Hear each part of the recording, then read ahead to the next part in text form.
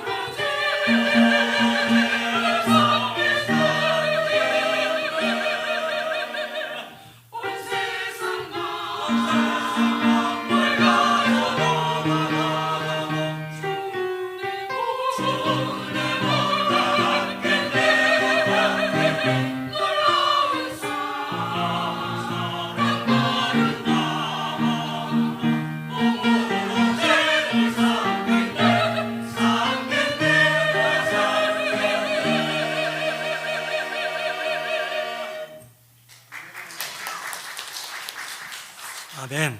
감사합니다. 이 시간 오늘 저희가 허락하신 하나님의 말씀 보시겠습니다. 하나님 말씀 요한복음 4장 5절에서 18절까지 말씀입니다. 다 같이 자리에 일어서셔서 오늘 저에게 주시는 하나님의 말씀을 받도록 하겠습니다. 제가 봉독해 드리겠습니다. 요한복음 4장 5절에서 18절까지입니다.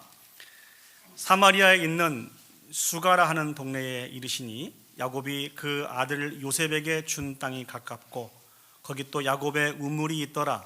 예수께서 길 가시다가 피곤하여 우물 곁에 그대로 앉으시니 때가 6시쯤 되었더라. 사마리아 여자 한 사람이 물을 기르러 왔음에 예수께서 물을 좀 달라 하시니 이는 제자들이 먹을 것을 사러 그 동네에 들어갔음이더라. 사마리아 여자가 이르되 당신은 유대인으로서 어찌하여 사마리아 여자인 나에게 물을 달라 하나이까 하니 이는 유대인이 사마리아인과 상종하지 아니함이더라.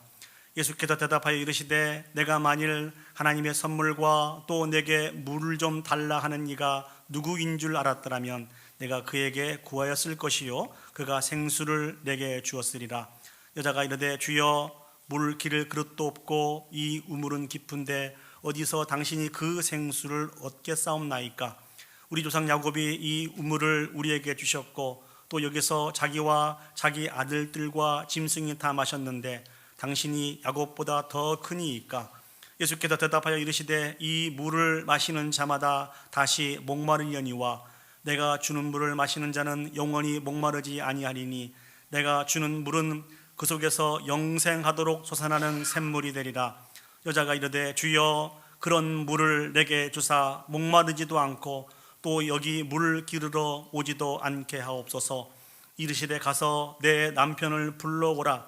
여자가 대답하여 이르되 나는 남편이 없나이다. 예수께서 이르시되 내가 남편이 없다 하는 말이 옳도다. 너에게 남편 5이 있었고 지금 있는 자도 내 남편이 아니니 내 말이 참되도다. 아멘. 자리에 앉으시겠습니다. 1914년 남극 탐험에 나섰던 사람이 있었습니다. 어니스트 세클턴이라고 하는 사람이 남극 탐험에 나섰습니다. 물론 혼자 간 것은 아니고요, 많은 대원들이 있었습니다. 그런데 그때 배가 침몰하는 아주 절망적인 상황에 처해지게 되었습니다. 그 당시의 남극의 온도는 영하 30도였습니다. 혹시 영하 30도 되는 그 추위를 겪어보신 적이 있으십니까? 상상만 하셔도 될 것 같습니다. 얼마나 추운지. 사방이 온통 흰 눈과 얼음뿐이었습니다. 그런데 이들에게 있어서 가장 고통스러운 것은 추위도 아니었습니다. 미래에 대한 불확실도 아니었습니다. 정말 고통스러웠던 것은 마실 물이 없어서였습니다. 얼음이 있었지만 이 바다의 얼음은 소금기가 있어서 먹을 수가 없었습니다.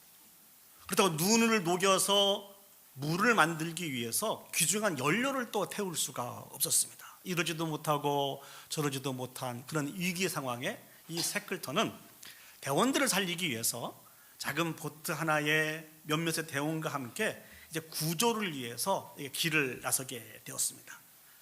사우스 조지아라고 하는 그런 섬에 도달을 했습니다. 그러나 안타깝게도 그곳에는 구조 기지가 없었습니다. 더 많은 시간들을 가야 했습니다. 얼음 산맥을 거쳐서 많은 길들을 가야 했었는데 제대로 된 장비도 없이 약 한 36시간 동안 쉬지 않고 산을 넘고 걷고 또 걸었다고 합니다.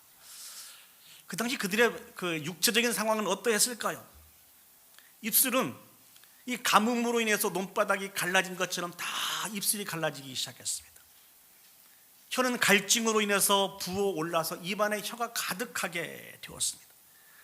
정말 힘들고 어렵고 숨을 쉴 때마다 찬 공기가 이 입속으로 들어오고 너무너무 고통스러웠는데 그런 속에서도 어떻게든 살아야 된다, 어떻게든 살아야 된다, 이런 간절함 하나로 버티게 되었습니다. 많은 시간 동안 걸어간 이후에 어느 마을에 도착하게 되었습니다. 많은 사람들을 만났습니다. 이 사람들이 그 마을에 있는 많은 사람들을 만났을 때 무엇을 제일 처음에 요구했겠습니까? 화려한 음식이 결코 아니었습니다. 깨끗하고 시원한 물 한 잔을 요구하게 되었습니다. 그 한 잔의 물을 마시게 되었을 때 이 사람들은 어떤 느낌을 받았을까요? 이렇게 기록하고 있습니다. 죽음의 골짜기를 벗어나서 생명의 영역으로 들어온 것 같다. 충분히 그 갈증, 또 물 한 잔으로 그 갈증이 해소되는 것을 여러분 짐작하실 수 있으시겠죠. 지금까지 여러분들이 인생을 살아오시면서 이렇게 물 한 잔의 소중함을 느꼈던, 그런 위기의 갈증을 느꼈던 그런 기억이 있으십니까? 그때 그 갈증을 어떻게 해결하셨습니까? 그때 물맛이 어떠하던가요?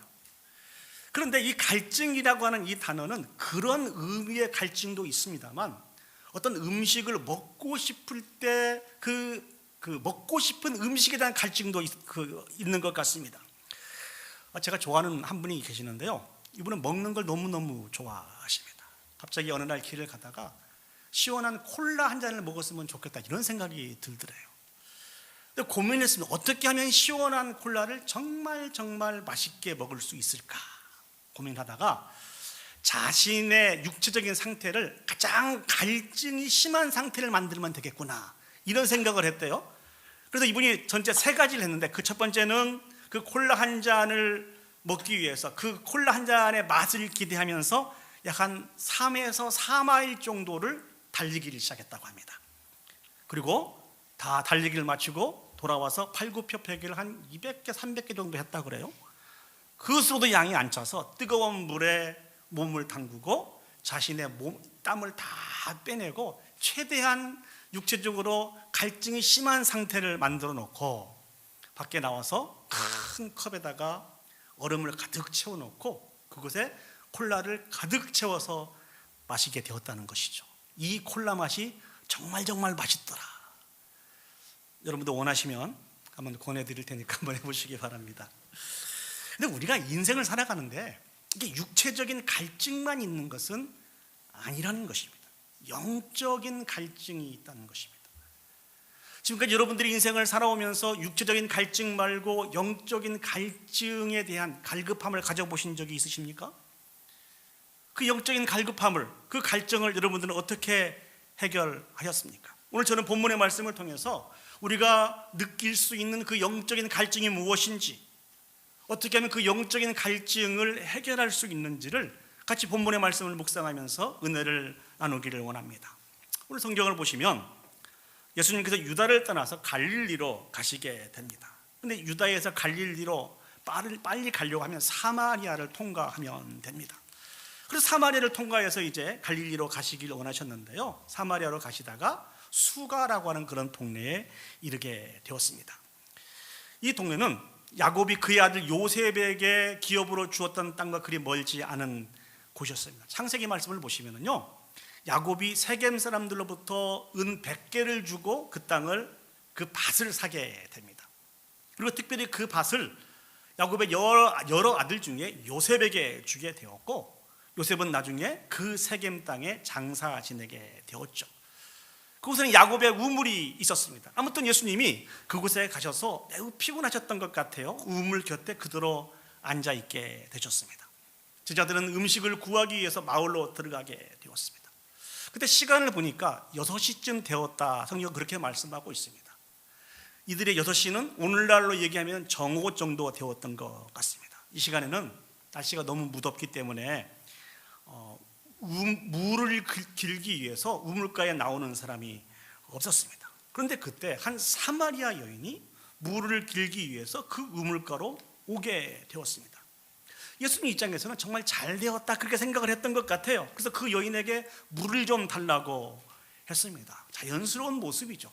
그런데 이 여인이 이상한 반응을 보입니다. 우리 요한복음 4장 9절 말씀을 보시죠. 사마리아 여자가 이르되 당신은 유대인으로서 어찌하여 사마리아 여자인 나에게 물을 달라 하나이까 하니, 여기 보시죠. 이는 유대인이 사마리아인과 상종하지 아니함이로라. 이 여인이 어떻게 예수님께 이야기해요? 당신은 유대 사람이고 나는 사마리아 여인인데 어떻게 당신이 나에게 물을 달라고 하십니까? 왜 이렇게 냉랭한 반응을 보일 수 있습니까? 이 부분들에 대해서 요한이 설명을 해주고 있습니다. 요한의 설명이 무엇이죠? 당시 유대인들은 사마리아 사람과 상종하지 않았다는 것입니다. 왜 유대인들은 사마리아 사람들과 상종하지 않았을까요? 거기에는 역사적인 사건들이 있습니다. 우리가 잘 아는 것처럼 아수르가 북이스라엘을 멸망을 시키고 북이스라엘에 있는 많은 사람들을 포로로 잡아가게 됩니다. 또 아수르는 북이스라엘뿐만 아니라 다른 여러 나라들도 점령하게 되고 또 그곳에서 포로를 잡아가게 되죠. 그래서 포로를 잡았던 그 사람들을 사마리아에 모여서 살게 했습니다. 그러니까 사마리아에는 이스라엘 백성들도 남아있고 또 많은 이방인들이 함께 그곳에 살게 되었다는 것이죠. 왜 이런 정책을 폈을까요? 아무래도 한 민족이 있으면 마음을 쉽게 통할 수 있고 힘을 모아서 아수르에 대적하고자 하는 그런 마음을 갖게 될 것입니다. 그래서 정책적으로 포로 정책을 쓰게 되고 그런 과정을 통해서 사마리아에는 많은 사람들이 섞어서 살게 되었습니다. 그런데 성경을 보시면은요, 이 사마리아 땅에 많은 사자들이 나타나서 그 지역에 있는 사람들을 물어 죽이는 기록이 등장합니다. 열왕기하 17장 25절 말씀을 보시면 그들이 처음으로 거기 거주할 때에 여호와를 경외하지 아니하므로 여호와께서 사자들을 그들 가운데 보내심에 몇 사람을 죽인지라. 이 사자는 그냥 우연히 등장해서 사람을 해친 것이 아니라고 말씀해주고 계십니다. 하나님께서 그 사자를 보내신 거래요. 왜 하나님이 사자를 그들에게 보내서 그들을 물게 하셨을까요? 그 땅은 지금 비록 아수르의 침략으로 인해서 멸망을 당하고 포로로 잡혀가고 포로들이 섞여서 살고 있는 땅이지만 하나님이 약속하신 약속의 땅이라는 것이죠.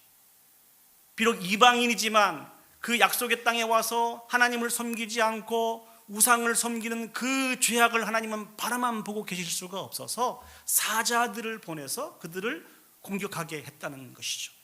이게 성경의 가르침입니다. 그 당시의 사람들도 이 부분들을 이와 비슷하게 인지를 한 것 같아요. 우리들이 살고 있는 이 땅에 사자들이 침몰하고 그래서 우리를 물어뜯고 하는 이 부분들은 정확하게 이 땅을 주관하고 있는 신이 누구인지 모르지만 이 땅의 신들에 대해서 우리가 알지 못하여서 그 신의 법을 알지 못하여서 이런 일이 생긴 것 같다. 그래서 그들의 마음을 모아서 아수르 왕에게 보고를 합니다. 우리가 이 땅의 신들의 법을 알지 못하여서 이런 해를 당하고 있으니 이 땅에 있던 제사장들 중에 한 명을 되돌려 보냈으면 좋겠습니다. 그래서 그 제사장으로 하여서 이 땅의 신들에 대해서 들을 수 있었으면 좋겠습니다.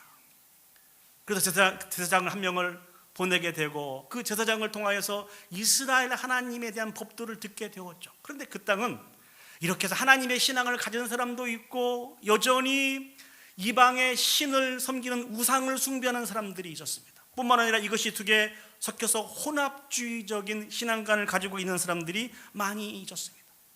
하나님은 계속해서 하나님의 사자들을 보내서 그 악한 신앙의 모습을 저버리고 하나님 앞에 돌아와서 하나님 중심의 삶을 살도록 강조하셨습니다만 그들은 고집부리고 여전히 혼합주의적인 생각을 가지고 살았다는 것입니다. 기록을 찾아보면요, 모세 오경을 나름대로 수정하여서 사마리아의 오경을 만들어내서 그렇게 살았던 사람이라는 것이죠. 이렇게 유대인과 사마리아 사람들의 갈등은 수백 년 동안 오래오래 지속이 되었습니다. 그래서 그 땅을 지나가지도 않고 먼 곳에 사마리아 사람이 오면 피해가기도 하고 이러한 일들이 계속해서 진행되어 있다는 것이죠. 이와 같은 사실들을 예수님이 아셨을까요? 모르셨을까요? 분명히 예수님은 아셨을 것입니다. 이러한 역사적인 배경을 알고 있고 사마리아 사람과 유대인의 깊은 골이 있다는 것을 아셨음에도 불구하고 왜 예수님은 사마리아 여인인 이 여인에게 물을 좀 달라 하고 먼저 말을 걸으셨을까요? 예수님의 그 갈증이 너무 심해서 그러셨던 것일까요? 성경은 이 부분들에 대해서 분명하게 우리에게 말씀해 주고 계십니다. 요한복음 4장 10절 말씀을 보시죠. 예수께서 대답하여 이르시되 내가 만일 하나님의 선물과 또 내게 물을 좀 달라 하는 이가 누구인지 알았더라면 내가 그에게 구하였을 것이고 그가 생수를 내게 주었으리라. 예수님은 당신의 육적인 갈증을 해결하기 위해서 이 여인에게 말을 건 것이 아닙니다.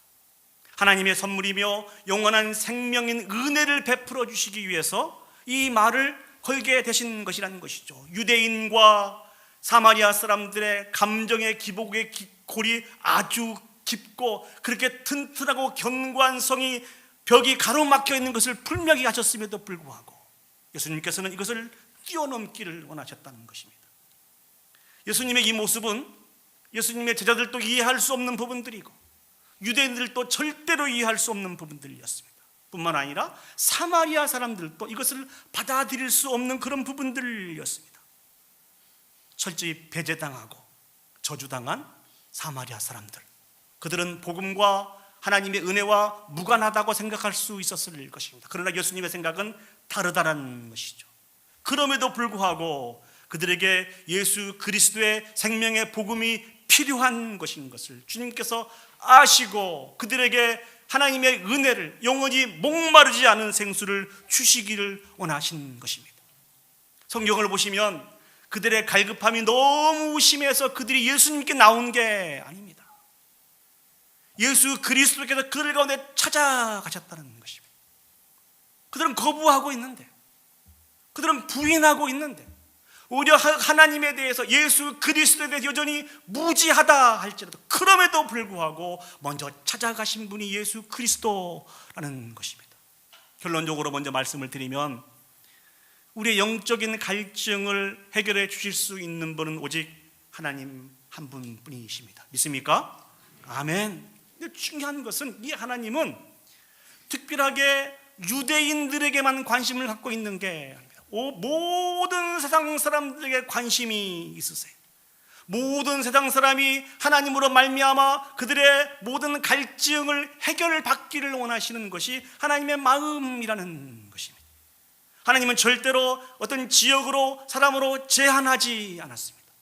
사도 바울은 복음의 특징에 대해서 우리에게 설명을 할 때 로마서 10장 13절 말씀으로 설명을 해주고 계십니다. 누구든지 주의 이름을 부르는 자는 구원을 받으리라. 복음의 특징을 어떻게 설명했어요? 누구든지라는 것이죠. 누구든지 예수를 믿기만 하면 구원을 얻게 될 것이라는 것입니다. 유대인이든지 헬라인이든지 차별하지 않으신 분이시라는 것입니다. 그 은혜를, 그 복음을, 그 영생수를 저와 여러분들이 받아 마시게 되었다는 것입니다. 이런 우리들이 살아가야 될 삶이 있습니다. 그게 무엇입니까? 우리도 우리 안에 있는 편견이나 선입견을 뛰어넘어야 된다는 것입니다. 하나님께서 친히 아무도 제한하지 않으셨는데 우리가 그 귀한 영생수를 마시고 영생을 얻은 자로서 이 땅에 살아가고 있으면서 우리 스스로 제한한다는 것은, 선을 긋는다는 것은, 이건 하나님 앞에 큰 범죄를 저지르는 것입니다. 과거 이스라엘 백성들이 저질렀던 그 죄악을 반복하지 않는 저와 여러분들이 되었으면 좋겠습니다. 사도행전에도 이 뜻을 분명하게 우리에게 말씀해 주고 계시지 않습니까? 너희가 오직 성령이 너에게 임하시면 너희가 권능을 받고 예루살렘과 온 유대와 사마리아와 땅끝까지 이르러 내 증인이 되리라라고 우리에게 말씀해 주셨습니다. 우리 자신과 우리 가정과 우리의 몸된 공동체도 이 가르침에 따라서 우리의 시야가 넓어질 수 있었으면 좋겠습니다. 우리의 마음이 넓어질 수 있었으면 좋겠습니다. 죽어가는 영혼들을 예수 그리스도께 인도하여서 영원히 목마르지 않는 그 영생수를 받아 누릴 수 있도록 이 일들에 저와 여러분들이 사용되어질 수 있었으면 좋겠습니다. 그 은혜와 사랑들을 저와 여러분들이 미리 맛본 사람들 아닙니까? 그 은혜와 사랑을 맛보았음에도 불구하고 마치 우리는 더 다른 특별한 영생수를 받아 먹은 것처럼 선을 긋고 편을 가르고 이렇게 살아간다고 하면 그것은 하나님 앞에 합당한 모습이 아니라는 것이죠. 저는 이 설교를 준비하면서 이런 생각을 한번 해보았습니다. 여기는 오랫동안 저희 교회에서 신앙생활을 하신 분도 계시고 이제 막 저희 교회에 오셔서 같이 신앙생활을 하기를 원하신 분도 계십니다. 모두에게 드리는 질문입니다. 저희 교회의 문턱이 높다고 생각하십니까? 낮다고 생각하십니까? 일부 예배 때 이런 질문을 드렸더니 우리 장로님 한 분이 이렇게 말씀하시대요. 목사님, 중간 정도로 있는 것 같습니다. 여러분들 어떠세요? 저희 교회 문턱이 높은 편입니까?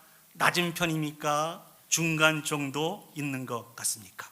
참고로 저는 저희 교회를 섬겨오면서 우리 교회의 문턱은 없는 것 같다 이렇게 생각을 하고 있습니다. 여러분 생각은 어떠십니까? 간절히 소망하는 것은 우리 교회의 문턱이 없었으면 좋겠습니다. 아멘? 아멘. 그렇게 세워져 가야 됩니다. 우리는 축복의 통로라고 하는 아주 거대한 목표를 가지고 계속해서 하나님 앞에서 신앙생활하고 있습니다. 예수 그리스도께서 만들어 놓지 않는 그런 문턱을 우리 스스로 만든다고 하면 그것이 하나님 보시기에 합당하지 않는 모습이라는 것이죠. 누구든지 예수 그리스도 앞에 그의 아주 목마른 갈증을 해결하기를 원하신 분들은 누구든지 와서 주님이 주신 영생수를 받아 누리며 그 목마름을 해결을 받고 함께 지어져가는 저와 여러분들이 되었으면 좋겠습니다.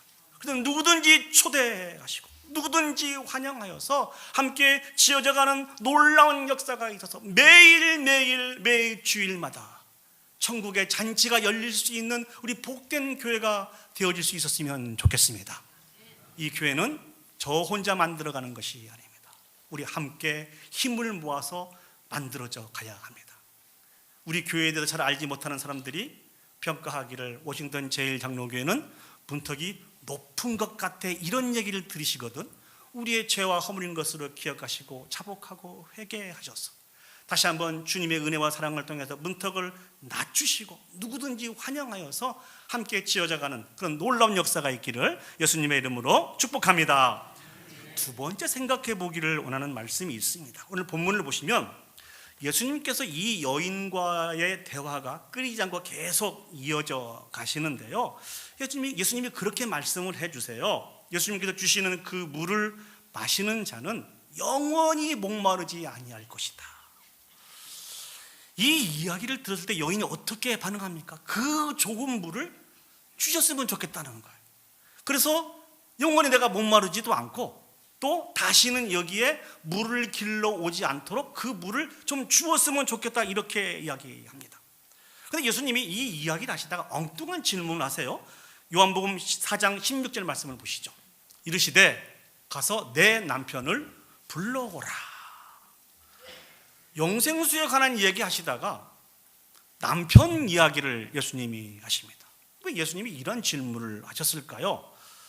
근데 그 여인이 어떻게 대답을 합니까? 자기는 남편이 없다라고 대답을 합니다. 이 여인은 우리가 잘 몰랐는데 남편이 없는 여인인 것 같습니다. 그런데 그 여인의 답변에 예수님이 또 다른 답을 주시는데요. 요한복음 4장 17절에서 18절 말씀 보시죠.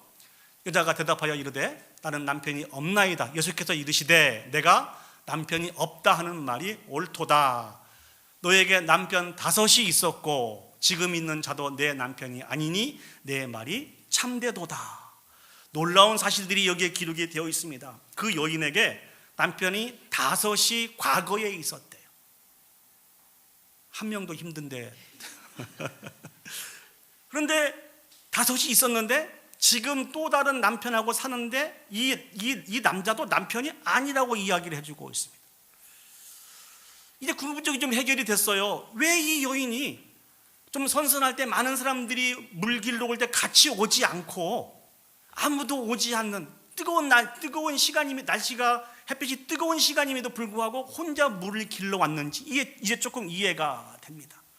남편이 5이 있었지만 다 헤어지고 지금 있는 남편하고 살지만 이 남편도 본인의 남편이 아니라는 것이 남편으로 인정하고 싶지 않다는 이야기예요.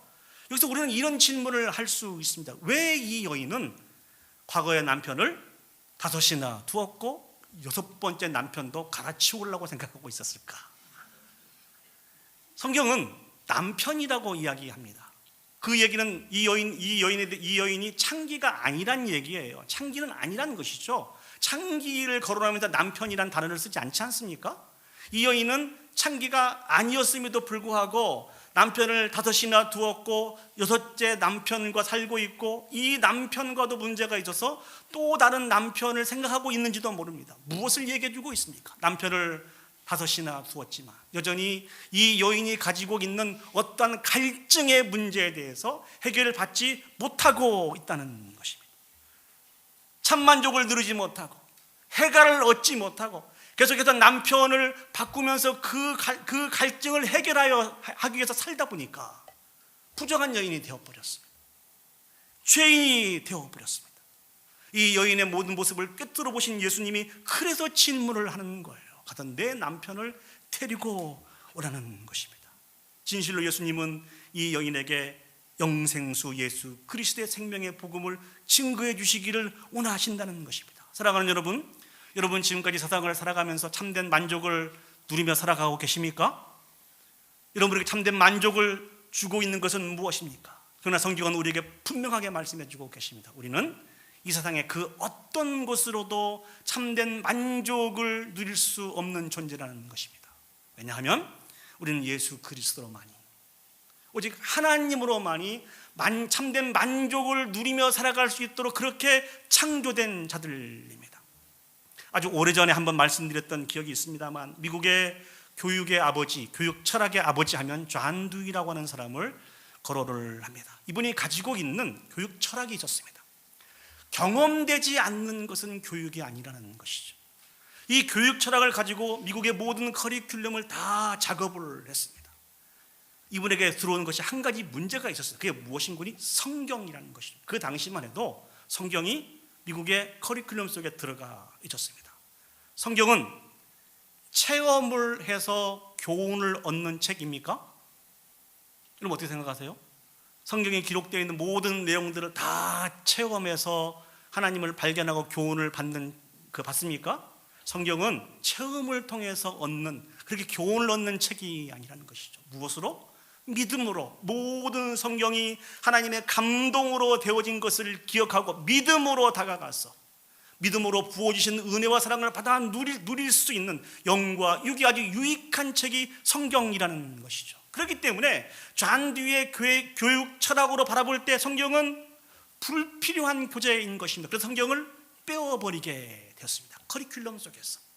많은 기독교 교육학자들이 어떻게 진단을 하느냐, 이때부터 미국의 청소년들의 방황이 시작이 되었다는 것입니다. 우리는 하나님 한 분만으로 만족하며 살아갈 수 있는 복 있는 자들인데, 우리의 그 갈급함을 채울 수 있는 성경을 빼어버리게 되었을 때 그 허무감 속에서 미국에 있는 모든 청소년들이 3S를 향해서 전진을 했다는 거예요. 첫 번째가 스크린, 두 번째가 스포츠, 세 번째가 섹스입니다. 청소년들이 이 세 가지를 향해서 자신들의 갈급한 그 심정을 채우기 위해서 출발을 했다는 것입니다. 그러나 그 어떤 것으로도 참 만족을 누리지 못하였다. 여기서부터 미국뿐만 아니라 전 세계의 청소년의 문제가 시작이 됐다고 기독교 교육학자들은 그렇게 진단을 하고 있습니다. 저도 그 의견에 적극적으로 동의합니다. 왜요? 우리는 하나님 한 분만으로 만족하며 살 수 있기 때문에 그렇습니다. 반대로 말씀드리면 우리가 가지고 있는 모든 갈증, 모든 문제는 예수 그리스도를 만나면 다 해결되게 되어 있습니다. 예를 한번 들어볼까요? 여러분들 구원에 대한 갈증이 있으셨죠? 지금 그 갈증이 해결이 되었습니까? 우리는 다 구원에 대한 갈증이 있었습니다. 내가 무엇을 해야 구원을 얻을 수 있을 것인가에 대한 갈증이 다 있었다는 것이죠.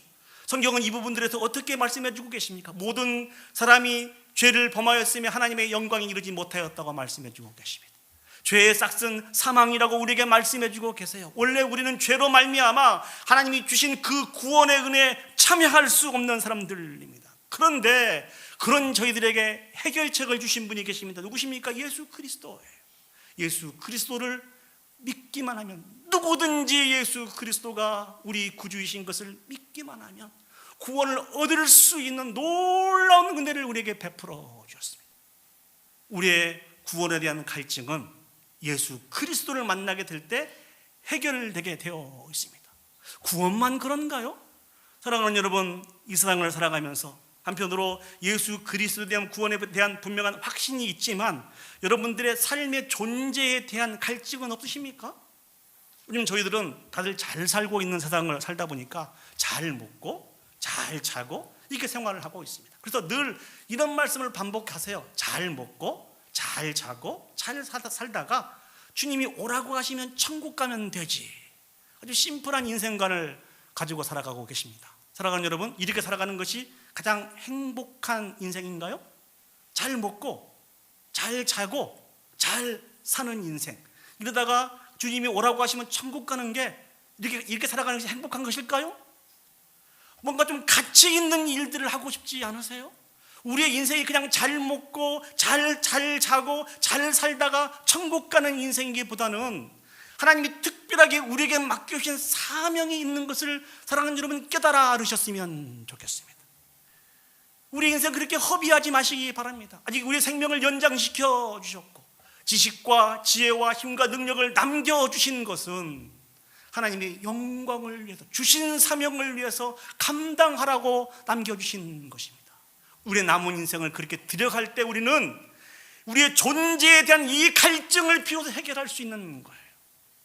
한번 말씀드린 기억이 있습니다만, 제가 멕시코 단기 선교를 갔는데요, 연세가 조금 드신 장로님을 한번 뵀습니다. 그분은 미국에서 큰 식당을 운영을 했대요. 그래서 남부럽지 않을 정도로 많은 돈도 벌었다고 합니다. 자신이 마음만 먹으면 무엇이든지 살 수 있을 정도의 많은 돈을 벌었다는 거예요. 정말 행복하다, 참 만족하다, 이렇게 살고 있는데 그러나 하나님의 음성이 들려오더라는 거예요.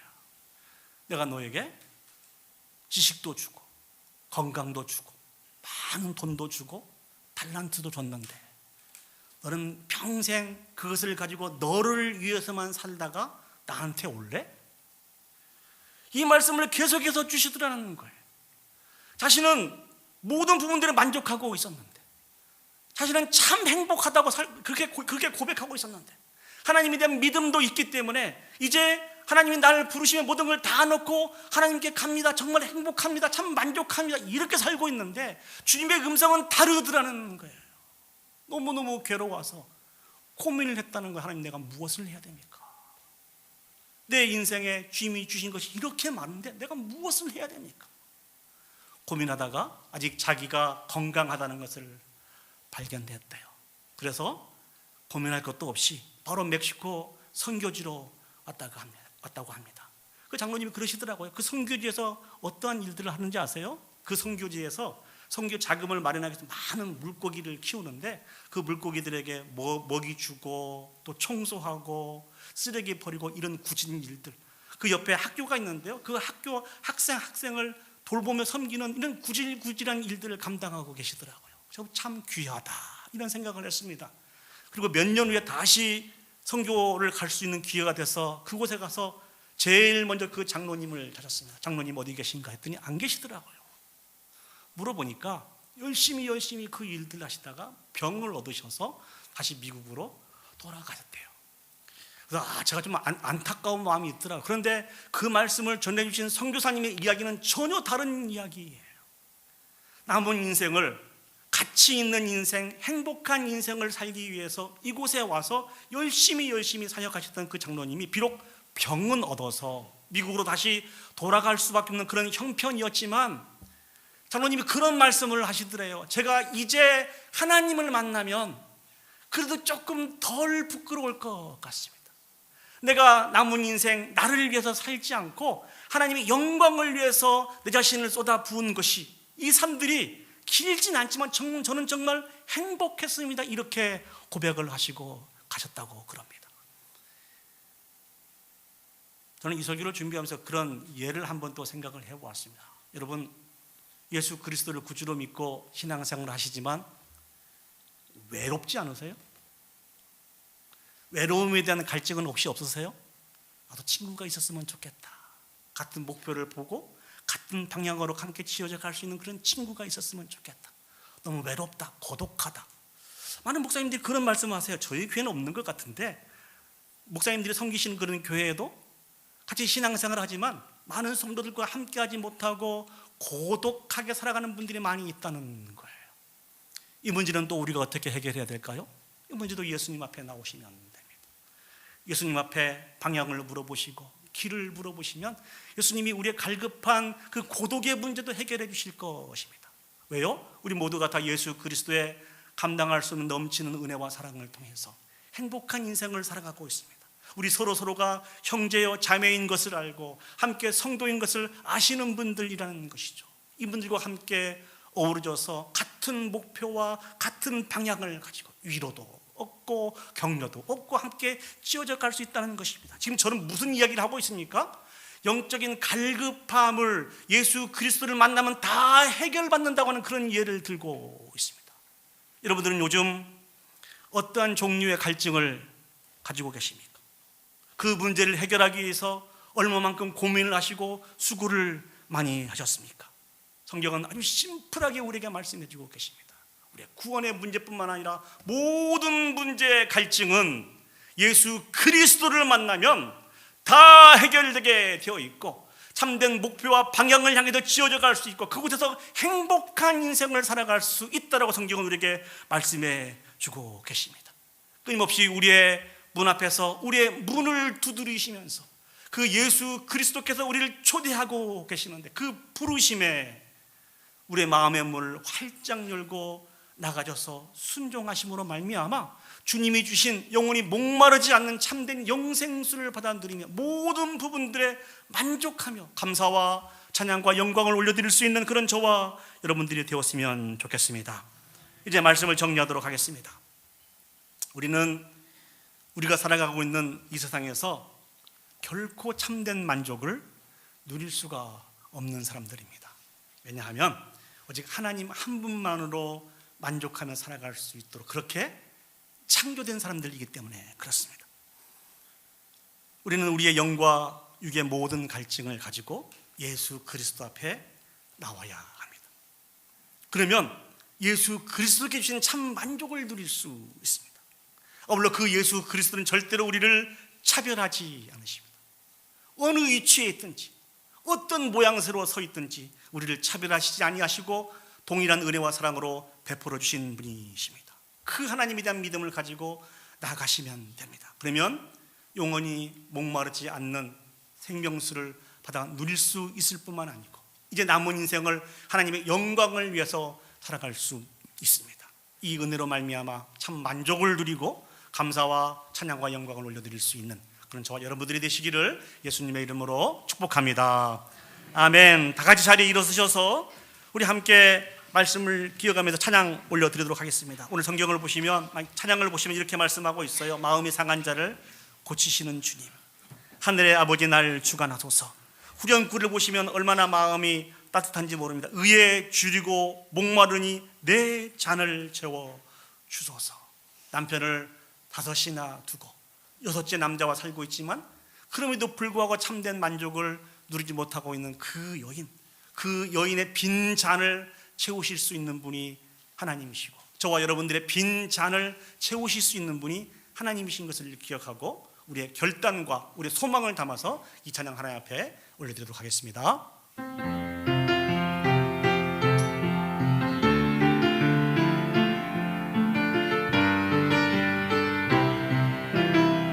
마음이 상한 자를 고치시는 주님, 하늘의 아버지 날 주관하소서. 주의 길로 인도하사 자유케 하소서. 새 일을 행하사 분케 하소서.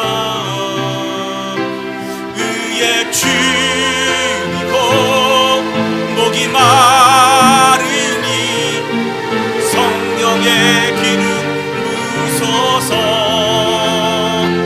의에 줄이고 목이 마르니 내 잔을 채워 주소. 성령으로 채우사 주 보게 하소서.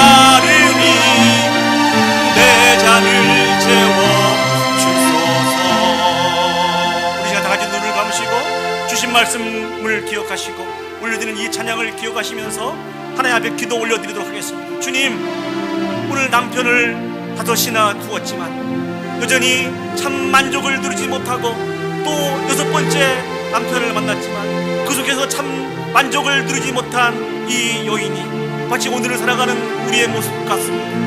그 어느 곳에서도 참 만족을 누리기를 원하지만 참 만족을 누리지 못하고 목표와 방향성을 잃어버리고 살아가고 있는 우리의 모습을 발견하게 됩니다. 그러나 예수 그리스도만이 우리에게 진실로 영원히 목마르지 않는 생수를 주시는 분이신 것을 오늘 또 깨닫게 해주시니 감사합니다. 우리의 구원의 문제뿐만 아니라 이 땅에 살아갈 때 필요한 모든 영적인 갈급함을 아버지 하나님 가지고 주님 앞에 나왔사오니 주님 채워주시옵소서, 인도하여 주시옵소서, 빈 우리의 마음을, 우리의 잔을 하나님 채워주시옵소서. 그래서 참 만족을 누리며 모든 영광을 아버지 앞에 올려드리며 살아갈 수 있는 복 있는 인생이 되게 해주십시오. 우리 다같이 한 목소리로 합심해서 기도 올려드리도록 하겠습니다. 기도하시겠습니다. 하나님의 충만하신 아버지 하나님, 은혜와 사랑을 진심으로 감사드립니다.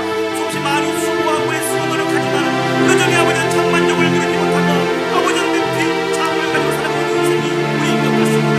남편을 아버지는 6이나 여전히 그 갈증을 해결받지 못한 인생, 그래도 우리 예수 그리스도만이 참된 영생을 통해서 만족을 누릴 수 있는 것을 주여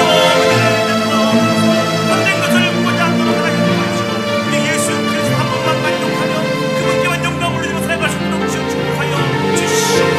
아버지는 오늘도 우리를 채워주시옵소서. 아버지는 그 하나님 앞에 우리의 잔을 채워주시옵소서. 우리를 인도해서 가치 있는 인생이 되게 해주시고 이 감사와 찬양과 영광을 올려드리며 참 행복을 만끽하며 살아가는 우리 온 성도들이 되어줄 수 있도록 주여 축복하시고 인도하여 주시옵소서. 아버지 하나님, 남편을 6이나 두었지만 참 만족을 누리지 못하고 살아간 안타까운 이 여인의 모습이 우리의 모습이 아닌가 생각이 됩니다. 예수 그리스도에 대한 분명한 믿음의 고백을 가지고 천국을 소망하며 살아간다고 하지만 여전히 아버지 하나님 모든 부분들에 아버지 하나님 이 안타까운 갈증을 가지고 살아가는 인생이 우리인 것 같습니다. 아버지 하나님, 수없이 많은 수고와 노력을 했지만 여전히 아버지 하나님 참 만족을 누리지 못하고 있습니다. 그러나 우리 예수 그리스도만이 우리의 영과 육의 모든 갈증을 해소시키실 수 있고 영원히 목마르지 않는 생명수를 우리에게 주실 수 있는 분인 것을 다시 한번 말씀해 주시니 진심으로 감사드립니다. 아버지 하나님, 그 예수 그리스도 앞에 나와 우리 아버지 하나님 헛된 것들을 다 내려놓게 해주시고 주님과 같은 목표와 방향을 가지고 바라볼 수 있도록 도와주시고 이제 주님의 기쁨이 우리의 기쁨이 되고 아버지 앞에 모든 영광을 올려드리기를 결심하는 마음으로 저희들이 삶들을 감당하기를 원합니다. 여전히 비어있는 우리의 이 빈 마음 빈 잔을 성령으로 채우시고 인도해 주셔서 승리의 노래를 아버지 앞에 올려드리며 참 행복의 노래를 아버지 앞에 올려드리며 하나님의 영광을 위해서 함께 지어져 갈 수 있는 우리 개인과 우리의 가정과 몸된 공동체가 되어줄 수 있도록 주여 축복하여 주시옵소서. 이제는 우리 구주 예수 그리스도의 은혜와 하나님 아버지의 무한하신 사랑과 성령 하나님의 감동 역사 인도하신 은혜가 우리의 모든 갈급함을 채우실 수 있는 분이 우리 하나님이신 것을 기억하고 오늘 또 비고 허무한 빈잔의 마음을 가지고 주님 앞에 나가 주님의 것으로 가득가득 채워서 진정한 복된 인생, 행복한 인생을 살아 모든 영광을 아버지 앞에 올려드리기를 소원하고 결단하는 오늘 예배에 참석한 온 성도들 머리 위에와 그들의 가정과 직장과 산업과 온 교회 위에 이제로부터 영원히 함께 하시기를 간절히 축원하옵나이다. 아멘.